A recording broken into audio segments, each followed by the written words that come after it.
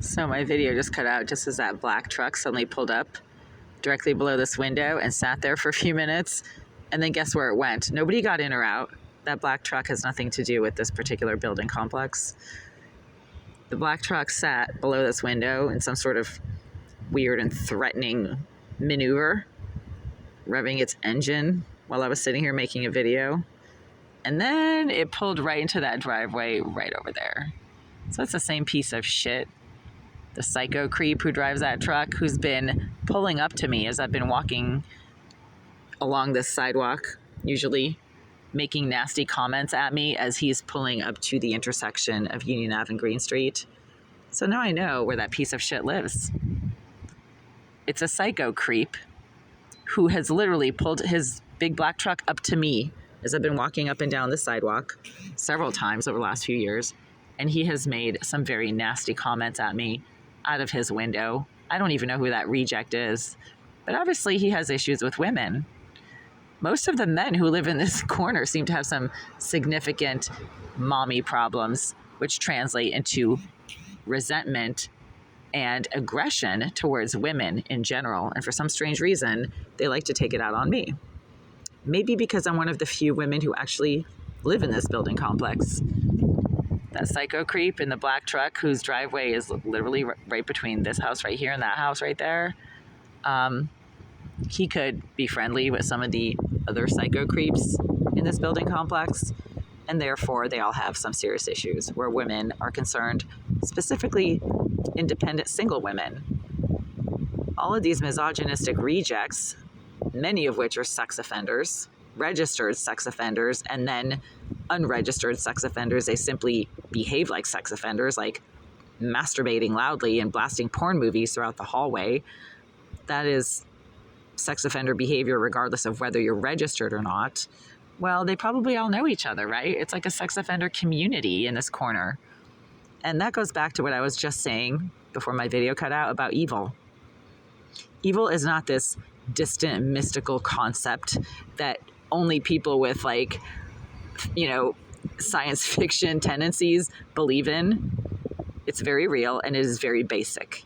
I'm going to repeat what I just said in the video that just cut out suddenly for no reason. Evil is the deliberate infliction of harm and destruction, whether physical or mental or both, onto innocent persons, animals, and other living things that don't deserve that evil. Nobody really deserves evil, but if you're a child raping pedophile and the father of that child, whoever you're raping or molesting, comes and tries to kill you, that's not really evil. That is rightful vengeance.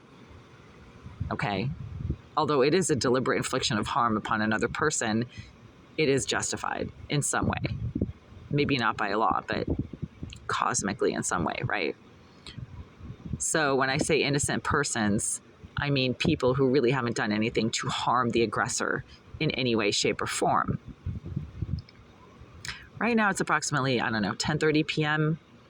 on Wednesday, July 23rd, 2025. I've had to make 4 videos today regarding a lot of deliberate infliction of harm and destruction upon me, even though I have barely left my living space, but the harm and destruction are being perpetuated from paid career criminals who are paid and sponsored by the landlord, a criminal group of Russian slumlords, apparently, something like that. Group of Russian criminals who are slumlords who are also a group of Russian criminals. There's different ways of phrasing what I just said, but it's all the same thing. These are basically property owners who have a committee, right? This isn't a conspiracy theory. They're literally a committee of property owners who are Russian in origin and native language and possibly citizenship even, I don't know, who own properties in Russia, as I have been informed by members of the Russian community here in Boston who know what goes on in the Russian community, and who are members of Russian organized crime, whatever that means. I don't know. I'm not really familiar with how organized crime works in Russia or amongst members of the Russian community in Boston, but that is what non-crime members of the Russian community in Boston have told me about the Greenville Group and specifically Union Green Realty, who owns that building, this building, and the one just around the corner, and the parking lot right behind this building, where there is a recreational area with 2 picnic tables located behind the building that the psycho creep sex offenders who claim to be BLM activists never use. They like to loiter on this street corner right here, this one and that one, and get really loud and disruptive and aggressive towards people who happen to try to walk by or who are trying to just avoid them, but need to conduct business in these 2 corners. I mean, it's just crazy and fucked up. So back to the quiet and the peace that is now wonderfully characterizing this corner. This is what good versus evil looks like. Peace, calm, order, comfort, and safety. That is good. That is what all decent human beings deserve and should have. That is what the Greenville Group and their crooked Russian slumlord property owners are preventing this community from having by deliberately housing, and not just housing, but paying large numbers of sex offender psycho trash.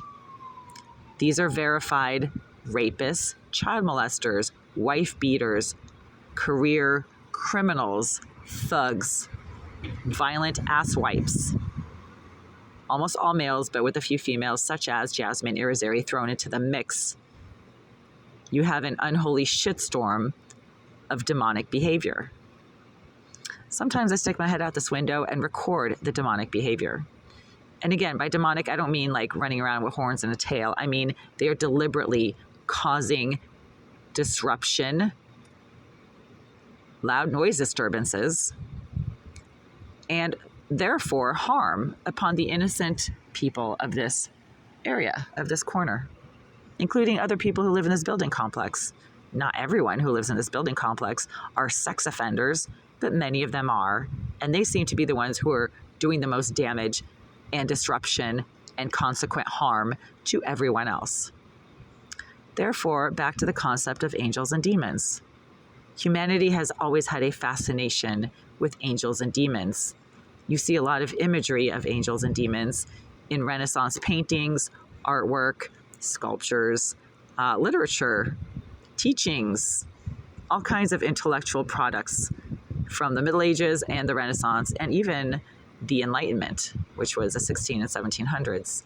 These were themes that were fascinating to humanity hundreds of years ago, because already back then, people recognized instinctively that we are in a constant battle between destructive behavior, activities, and actions on the part of other human beings and those who try to stop them. Hence, angels and demons. I don't see anyone running around here with a halo and wings, but there are probably some very good people who are trying to stop the constant chaos, harm, and destruction that the Greenville Group's large numbers of career thugs, sex offenders, and psycho trash are inflicting upon the rest of the community. I'm pretty sure I'm not the only one who's had it up to here with that kind of psychotic, disruptive, aggressive behavior from the psycho thugs that Mr. Oleg Aleseyev, the property manager, and the Kritnik family are basically allowing to live in large numbers and take over this building complex. The psycho thugs claim to be BLM activists. The racial and gender demographic of this building complex is so slanted in the wrong direction that it is entirely visible to anyone with half a brain who could do statistics that the Greenville Group are prejudiced against anyone who isn't a BLM sex offender, career thug male. And they're not all African Americans. I mean, I'm not knocking black men.